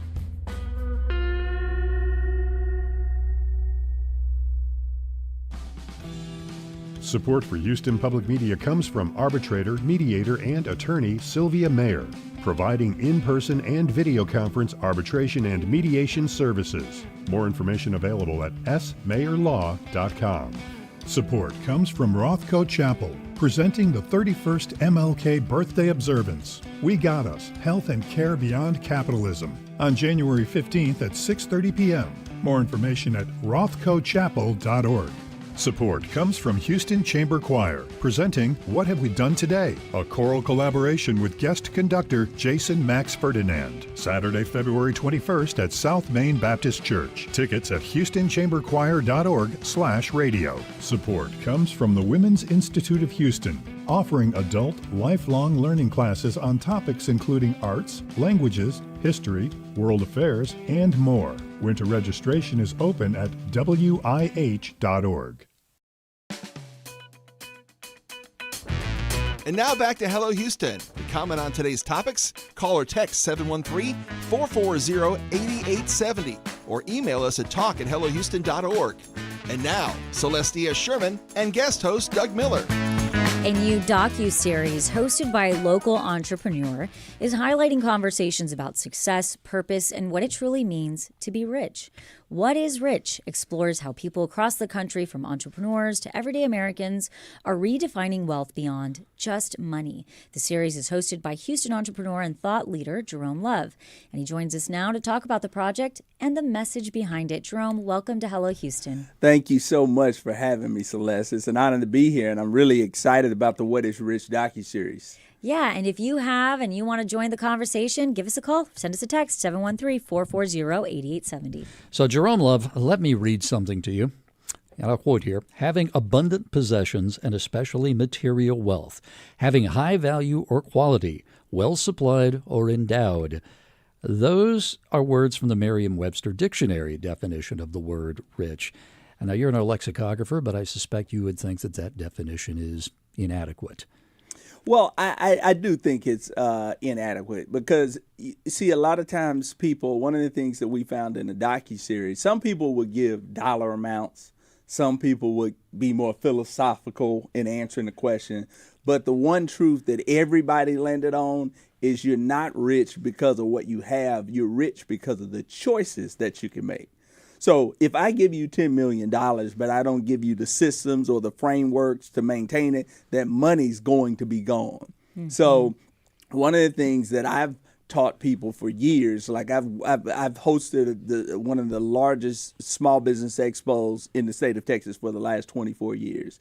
And I have a framework that I call, it's my get up, get out, and get something framework. Attitude, action, and achievement. Attitude is how you think, action is how you move, and achievement is how you maintain it. So it's not just about having the dollar amount, it's about how you maintain it, your thinking, your thought process. Now, when you talk about maintaining wealth, there are people who talk about maintaining wealth in terms of making sure that your investments are secure and somehow generating income for you to live on. Your definition of wealth is somewhat, and maintaining wealth would be different from that, right? How do you maintain wealth? Well, I think, I have a simple framework that I use. I call it my M3 framework. Okay. Now, the first M is to make money. So we typically don't have a problem with it. Everybody makes money. The problem comes with the second M, which is managing it. You have to manage it in such a way where you spend less than you make. When you spend less than you make, you have some seed. Now you can invest it. And when you invest it, you can be confident because you're not eating your seed, you're eating your fruit. You let it manifest over time. You'll get some fruit. Now you can eat it, and you know it'll be replenished year after year, month after month. Personally, in my life, there were times when I would get large lump sums of money, but I didn't know what to do with it, 30, 40,000, 50,000. And then 4 or 5 months later, I'm struggling again. I'm frustrated trying to figure it out. I felt more comfortable when I started. So my background, just a little bit more about my background, real estate. I've been a real estate agent since I was 20. I started investing in houses when I was about 32. So passive income for me has always been my goal and my desire, because I've also always been an entrepreneur. So that means sometimes I have money, sometimes I don't. So I was always envious of people who had a consistent stream of income, and I wanted to kind of replicate that. So that for me was what my real estate did. Right. And it's interesting, right? Because you're talking about sometimes having money, sometimes not. And it seems like a lot of the docuseries is talking about sustainability of continuing to have money. Whether you have $10 million or you have just a steady income of a certain amount of, fixed income, where does that sustainability come from if somebody wants to be rich? Well, the first, or what is rich? The first thing, well, once again, and let me say this. One of the things that Jonathan Sprinkle said was that rich is a comparative term. It's like saying fast.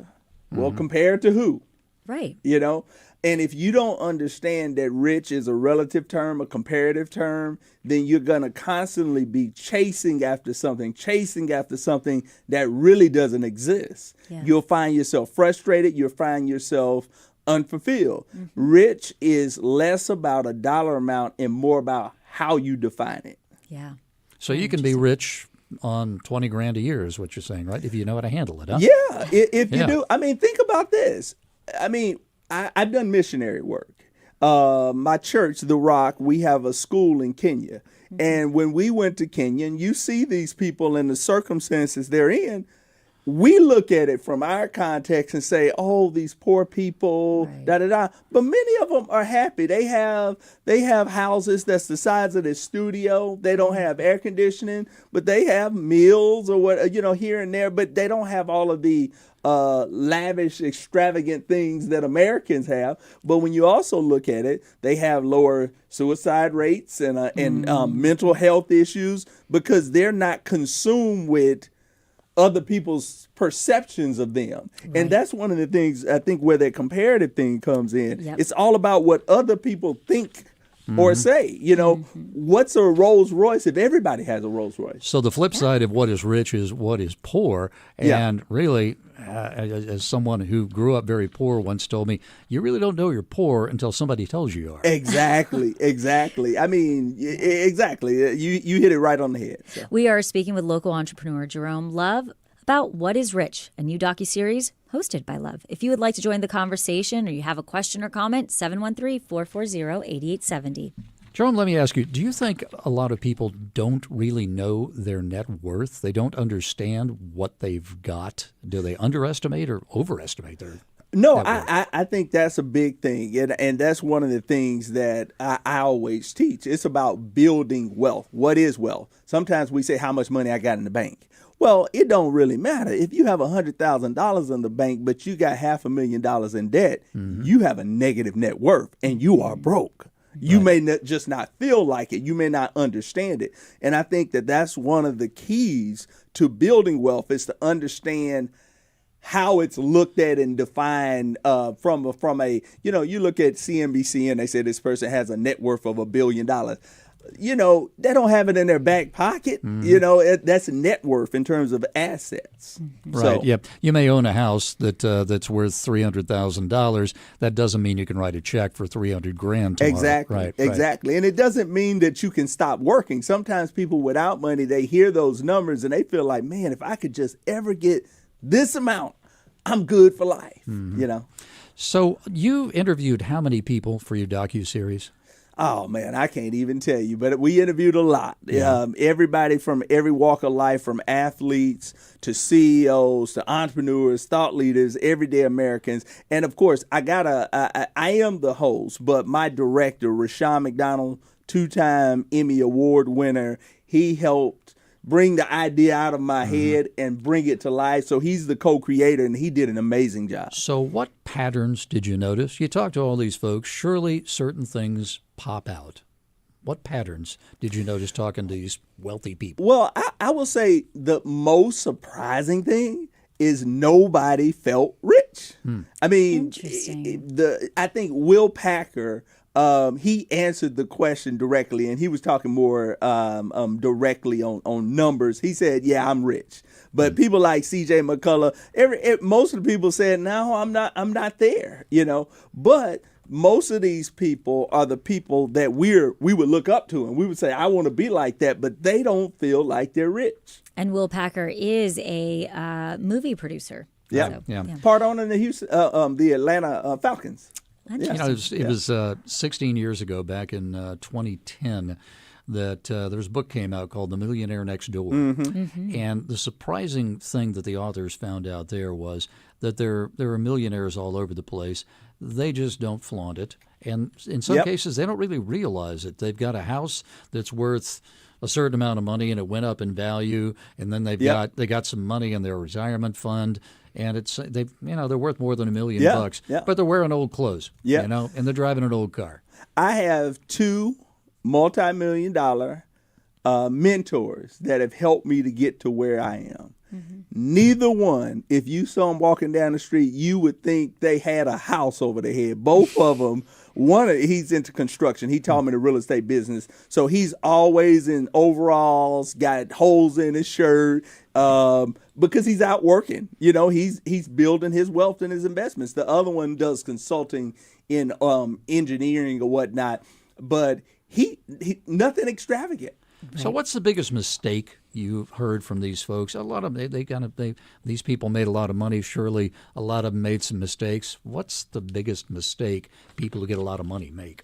I think the biggest thing is not thinking of money not from the perspective of something that you do, but it's kind of who you are. Meaning, so we say, okay, if I get $100,000, okay, well, what do you do after that? That was one of the things that Najee Barnes, who's a local real estate investor who I mentored, said, you know, we think, okay, I'm there now, let's stop. Well, no, go make another $100,000. You know, the goal is to be productive, build wealth. It's not just a isolated destination. It's more of a journey that's continual. But ultimately, you got to understand it. Back to the definition being relative, it's about you being able to take care of whatever is important to you. Let's say that. I may just want to take care. My dad always told me, boy, I'm a success because I was able to take care of y'all and put all of y'all through college. Well, I have bigger visions. You know, I see the community from a bigger perspective. I understand that the reason there are certain issues in certain communities is there's a lack of resources. So I feel like I need more than just to take care of my kids, 3 of which are in college and I'm doing right now. Congratulations. But it's more people that don't have access to people with resources. So I want billions of dollars so I can build community centers and schools and support my church and our school in Africa. So that it's a bigger vision for me. So I even though I may have more than what others may feel like let me just say, other people may characterize me as rich. I don't feel rich in any way, shape, form, or fashion, especially with 3 kids in college. 713-440-8870. You're listening to Hello Houston. That's the number to call and join the conversation. Garland from Pearland is joining us now. Garland, welcome to Hello Houston. Hello. Hey, Garland. To the point now. How you doing? Like hitting on a very passionate point of mine, and I just like the guest is, I didn't get his name. I just started listening when I got in the truck.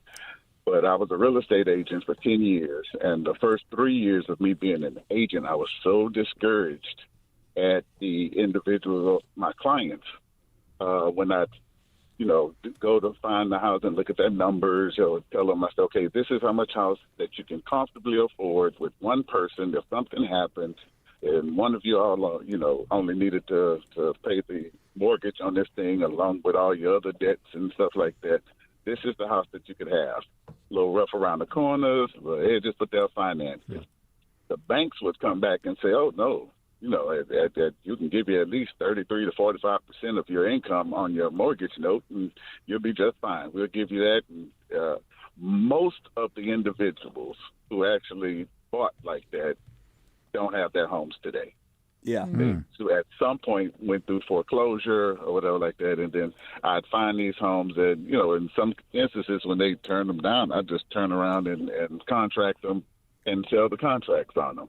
Yeah. I mean, they were very good deals, and it was so frustrating, and it's, usually us, figuratively speaking, that would just see the flash and pizzazz and not want to see the sustainability of owning a home, being able to pay it off sooner than later, and be able to take care of things. You're right. It is definitely a frustrating and being in that type of setting. So. It sounds like it's kind of like people who go into the cafeteria line. Their eyes are bigger than their stomach, right? Yeah. Yes, absolutely. And the chef is back there saying, "Oh yeah, you can eat it all." Sure. We give you, and the chef is getting a commission. Yeah. Absolutely. Yeah. Garland, thank you so much for joining us. And we are speaking with Jerome Love. So I wanted to make sure Garland got your name because he was asking about you. Jerome, what are your thoughts on what Garland was saying? No, I thought it was very interesting, especially the way he started, because like I say, I got my real estate license when I was in college. So I was 20 years old. So I've been doing real estate almost 30 years. I'm not quite 50 yet. And it's funny when people come to me that they want to buy a house, and I typically say, we need to get you qualified, this, that, and the other. The ones that typically say, oh, I'm not ready, I got to pay this off, I got to do this, da-da-da-da. Typically, we'll run the credit. Their numbers is good. Credit's fine. They got enough money. But their perspective is always so conservative that they don't even realize what they can get because they're living beneath their means. The ones that say, oh, I'm good, man. And then we inherently pull their credit. Their DTI is off. They can't afford the house because it's just the perspective, the way they think, the way they approach money, life, assets. Yeah. Do you? I wonder if you run into a lot of people. You've talked to a lot of very wealthy people, I assume. But do you run into a lot of people who just rack up the credit card debt and have no idea how much indebted they are? Not wealthy people. Yeah. Wealthy people know exactly what kind of debt they have. Yeah. And they're conscious of where their money goes. I do see that on the lower end. People just kind of live for the day and assume everything is going to work out.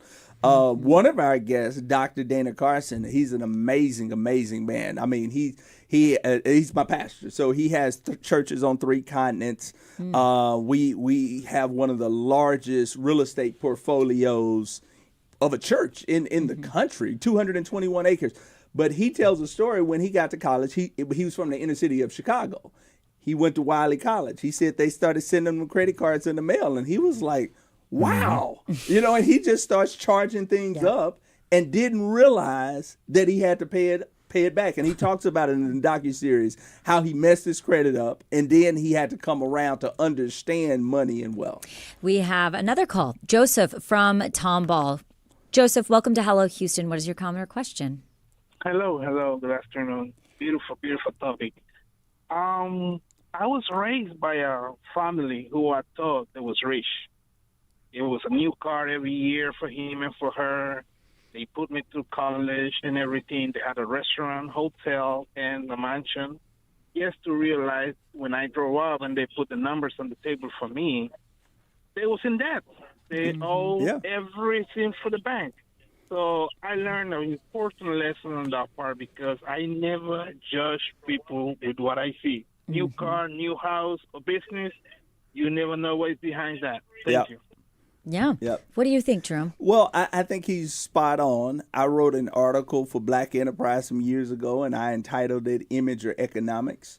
And what I argued was that most people say they want to be rich or wealthy, they want to have economics, but they are settling for the image. And I also argued how social media is shortcutting many people's path to wealth because it's very simple to go rent a Ferrari, a Corvette, Bugatti, whatever, for $1,500, $1,000. You can take some pictures and post it on social media, and everybody say, "Hey, Celeste, I see you, girl." And then, you get to do that. You get the feeling of wealth because of the perception, but you don't have the substance of it. And when the picture's over, you go turn the keys back in, and then you go work at your job at McDonald's or wherever the case may be.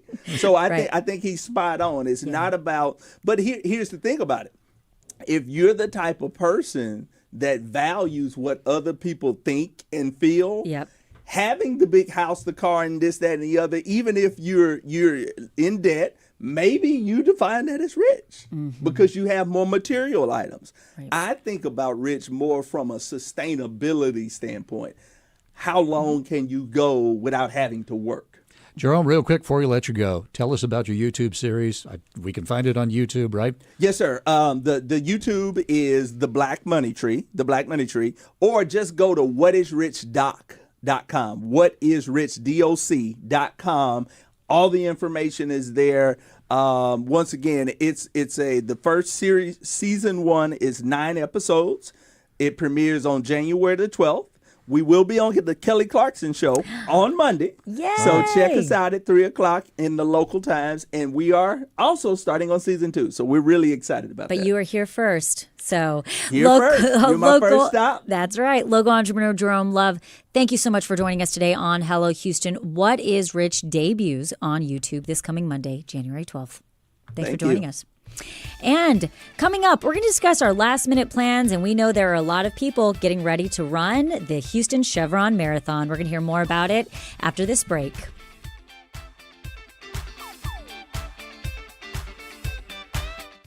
It's not just your car. It's the one that brought your kids home from school, took you cross country, held memories, laughter, even a few breakdowns. When it's time to let go, give your car a new purpose. Donate it and turn memories into meaningful support for this station. Plus, you'll enjoy free and easy pickup, potential tax benefits, and a simple donation process. Your gift supports the programs you and your family love. Donate today and help keep public media strong. Call or donate online.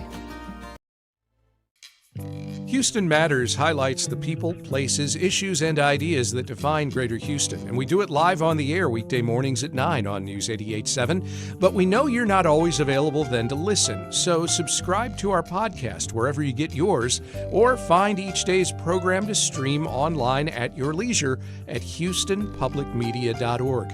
And reach out with questions or comments anytime. Email us at talk@houstonmatters.org.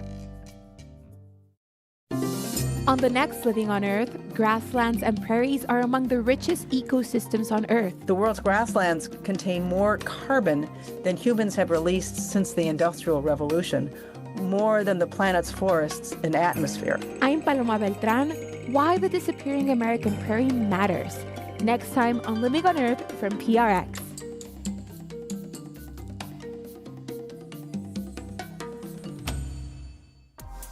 Support comes from the German Saturday School of Houston, offering German language classes for children and adults, beginning Saturday, January 10th at Bel Air United Methodist Church. Teachers may apply. More at 713-569-0801. Support comes from the Houston Automotive Show at NRG Center, highlighting the latest vehicles, off-roading adventures, and automotive technology displays within the combined auto and boat event. More information on schedules, exhibitors, and venue details at automotiveshow.com.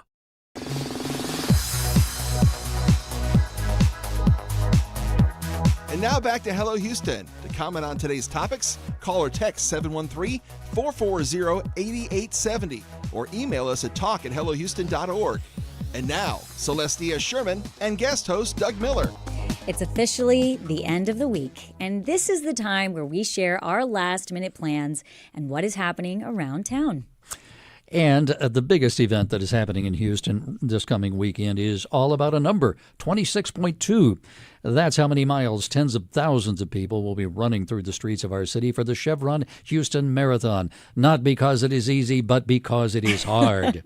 That's right, Doug. The Chevron Houston Marathon brings big crowds and fast runners, but some of the most inspiring competitors are athletes with disabilities. From wheelchair racers to visually impaired runners with guides, they're tackling the same miles with remarkable determination. And last year, I had the privilege of guiding a blind runner with ICANN Alliance for the Aramco Half Marathon. And it was an incredible experience. I would say probably the highlight of my running career.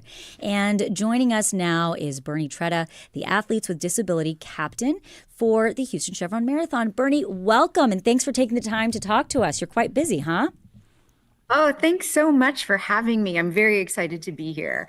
Yeah, it is. It's definitely crunch time for us right now. Bernie, why don't you just start with how many athletes with disabilities are expected to run this year's marathon and the half marathon? So generally, we have about 150 athletes and somewhere between 100 to 200 guides every year. So this year we have 400 people total that are running with about 120 athletes. We actually have a smaller group this year than normal because the marathon sold out so quickly that a lot of people didn't get registered. But yeah, we average about 150 every year, 150 athletes only, and then 200 guides. Mm-hmm. So when we talk about marathoners with disabilities, I think people have a picture in their mind of people who are in wheelchairs, but it's much more than that, right? Oh, yeah. We actually have 5 different divisions. So we have wheelchairs, which are exactly what most people are familiar with. And we have both racing wheelchairs and more like active chairs, which look more like a traditional wheelchair. A racing wheelchair has the long wheel out the front. Hand cycles, which the people are sitting in, and they're using a hand crank that they move with their hands like this instead of using their shoulders this way.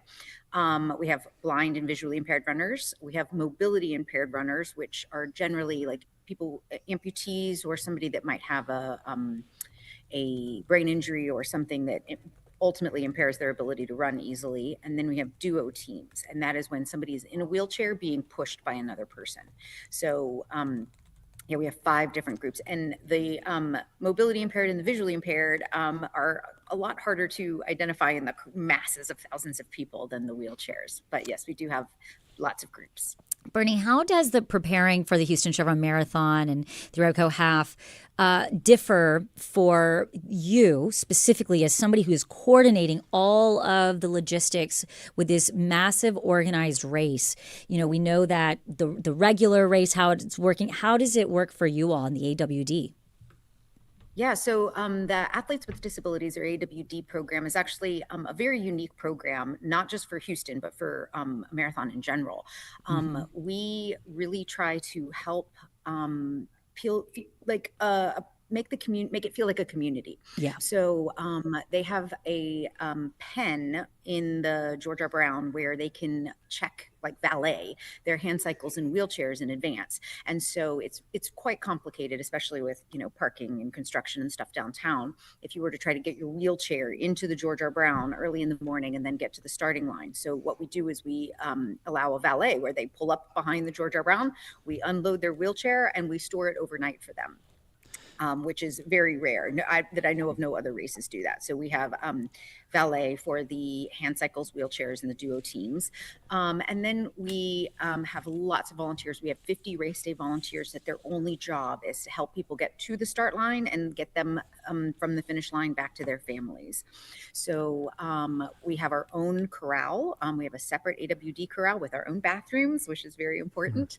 And we just try to do as much as possible to make them feel like they're special, like all the other runners get all these special perks, and sometimes those don't trickle down to the athletes with disabilities. So they then have their own program, which is also super special, because being a part of a community is so important. It makes people feel like they're not like a loner out there. And so I feel like that's super important for our program too. So I hope I'm not catching you off guard with a question that you may not know the answer to, but I'm very curious about the history of athletes with disabilities participating in marathons. I am sure if we'd gone back to 1960 or something, we might not have seen this. When did athletes with disabilities start participating in marathons? It's blown up since then, I'm sure. Well, I actually do know the answer to that. Very good. So there was Bernie named. There was a man named Dick Traum from New York City who was an amputee, and he actually started what was called the Achilles Track Club, which has now become Achilles International, which is an international nonprofit that helps people with disabilities participate in races. And he was an amputee, an above the knee amputee, and he petitioned the New York City Marathon to be able to participate. And this was back in the early 70s. And so when he participated, he realized there was just not any type of resources and support structure available for people with disabilities. And so he made it his mission. And starting with New York City as the first race to really allow that, then that branched out. And that is really kind of at least in the United States, the first person that really got that movement going. And then it spread to Boston and other marathons. And I started the Athletes with Disabilities program in Houston 12 years ago. This is our 12th year. So I actually had a lot of help from Achilles International in getting it started and how to manage it and how to the logistics of wheelchairs and a finish line zone and so on. But yeah, it is Achilles International that actually gets the credit for that. Do you know if you faced any resistance to it at first? Actually, yes, we did face a lot of resistance at first. People were very confused as to why, there were runners that were like, well, why do they get to start ahead of us? And this is weird. And they seem to get special privileges. Why? How come they get their own corral? Well, it's very complicated for a wheelchair to start in a crowd. So of course you want them to start sooner. And for a blind or mobility impaired runner, especially if they're tethered to a guide, it's hard to start in the masses. And so that kind of resistance is just coming out of confusion, or sometimes people are tethered on a run. So there's a runner and they're literally tied to another runner.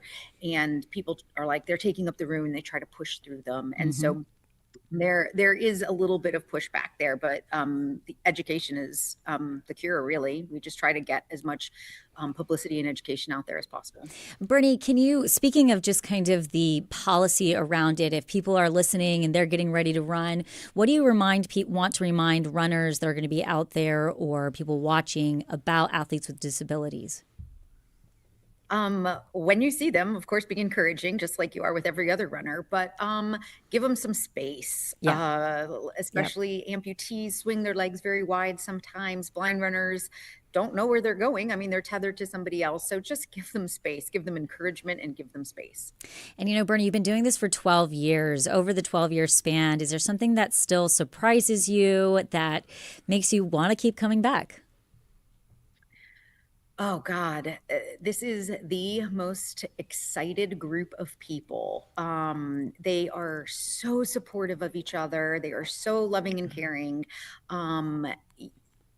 I feel like with many runners, there's just a lot of competition, and you don't see that here. It is really everybody holding each other up. And I am just impressed at how much it grows, how wonderful the nonprofits that we work with are, and how caring everybody is, from the guides and the volunteers and the athletes. It's just a brilliant community to be a part of. And I know that you are here to talk about the AWD, but you yourself are a runner, and I read that you have run 50 marathons. Yeah, I've actually run 53, but who's counting? 53 marathons. Bernie, are you going to be running this weekend? I'm actually not. I have done the Houston Marathon 20 times in a row, and I decided it's time to break the streak, and so I'm doing the half marathon. Incredible. Any advice to somebody who's running their first marathon this weekend? Take it easy, enjoy the scenery, say hi to the volunteers, just take it in, embrace the suck when you need to, but you'll get through it. Be strong. You are stronger than you think you are. Bernie, thank you so much for joining us today on Hello Houston. Good luck to all the runners and all of the AWD athletes out there. It's going to be a great weekend, and we appreciate all that you're doing to make a more inclusive running community. Thank you so much for having me. Absolutely. That was Bernie Tretta with the Houston Chevron Marathon Committee. You ran with an AWE last year? I did. I ran with ICANN last year, and I ran with a man who came in from New Jersey, and it was an incredible experience. Everybody, if you want to get involved, go to the Houston Chevron Marathon website. There are ways that you can get involved with the athletes with disabilities because they always need support. And but you know what, Doug? We've run out of time. We're running. We're still running out of time. We're running out of time. We want to wish everybody that's running this weekend good luck. And if you aren't, be safe, be aware. And that brings us to the end of the week of Hello Houston. We want to thank you for watching and listening. We are back on Monday with more conversations. We're going to discuss what we can expect within Texas politics and looking ahead into 2026. In the meantime, you can catch the best of Hello Houston Saturdays at 1 p.m. and Sundays at 11 here on News 88.7. Have a great weekend, Houston. Thanks for listening to Hello Houston. Join us every Monday through Friday from 11 a.m. to 1 p.m. to talk all things Houston. The Hello Houston production team includes Garrett Bowman, William Menjivar, Jen Altine, Todd Holslander, and Jim Kovacic. For the latest in local news, subscribe to the Hello Houston daily newsletter at houstonpublicmedia.org.